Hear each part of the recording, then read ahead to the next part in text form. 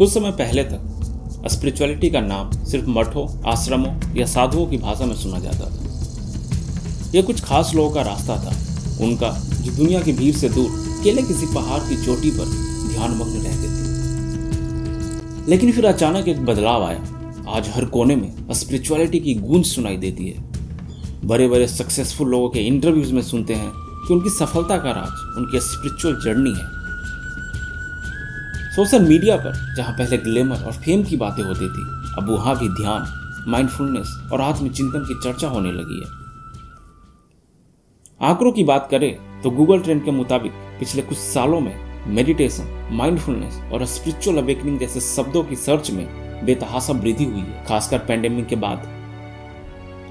Social media पर इसका जीता जागता सबूत है। ओशो, जिनकी बातें कभी विवादों में थी, आज फिर से मिलियंस ऑफ फॉलोअर्स तक पहुंच चुकी है। लेकिन ये अचानक क्यों हुआ? क्या सच में आध्यात्मिकता का जागरण हो रहा या ये बस एक नए दौर का फैशन है? कल्पना कीजिए, एक जंगल में चलते चलते आप एक विशाल वृक्ष देखते हैं। उसकी जड़ें गहरी है और उसकी शाखाएं आसमान को छू रही है। उस पेड़ की विशालता को देखकर आप उसे बस एक खूबसूरत दृश्य मान सकते हैं, लेकिन उसकी असली शक्ति उसकी जड़ों में है, जो धरती के अंदर गहराई तक फैली हुई है। आज की आध्यात्मिकता भी कुछ ऐसी ही है, बाहर से आकर्षक, अंदर से गहरी। पर सवाल ये है, क्या लोग इस गहराई तक पहुंच रहे हैं?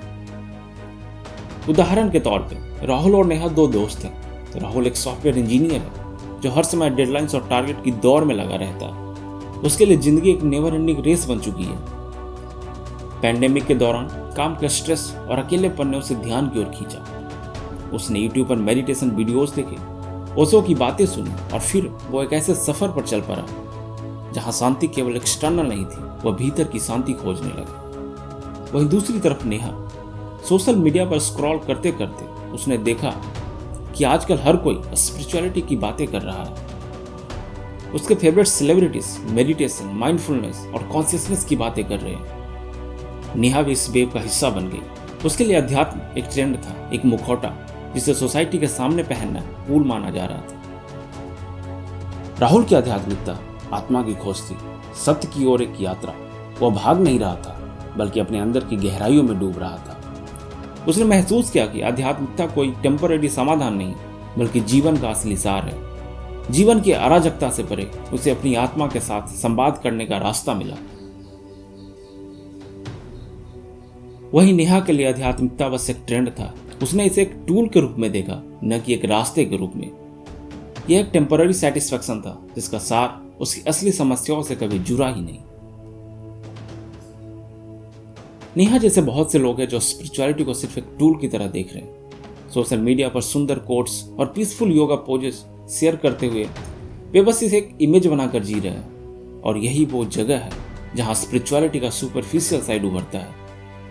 अध्यात्म की असली गहराई तक पहुंचने के लिए सतह पर तैरते रहने से कुछ हासिल नहीं होगा। लेकिन बहुत से लोग हैं जो इसे बस ट्रेंड मानकर सतही तौर पर जी रहे हैं। आज की स्पिरिचुअलिटी इंस्टेंट ग्रेटिफिकेशन की तरफ बढ़ रही है। लोग शॉर्टकट्स ढूंढ रहे हैं। रूमी ने कहा था, do not be satisfied with the stories that come before you, unfold your own myth.